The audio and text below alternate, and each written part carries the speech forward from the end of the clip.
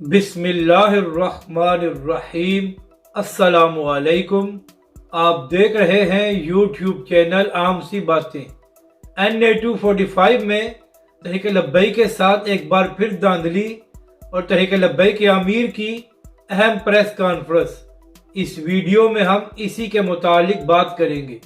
ناظرین کرام، جب بھی انتخابات ہوتے ہیں تو ہمیشہ تحریک لبیک کے ساتھ دھاندلی کی جاتی ہے اور TLP کے ووٹوں پر ڈاکہ بھی ڈالا جاتا ہے، جس کی سب سے بڑی مثال NA 240 کا ضمنی انتخاب ہے۔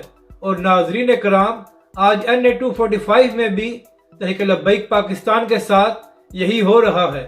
اب سے کچھ دیر پہلے تحریک لبیک کراچی کے امیر مفتی قاسم فخری صاحب نے ایک اہم پریس کانفرنس کی ہے، جس میں مفتی قاسم فخری صاحب نے یہ دعویٰ کیا ہے کہ الیکشن کمیشن کا عملہ مختلف پولنگ سٹیشنز پر پولنگ ختم ہونے سے پہلے ہی فارم 45 پر دستخط لے رہا ہے، جو غیر قانونی عمل ہے۔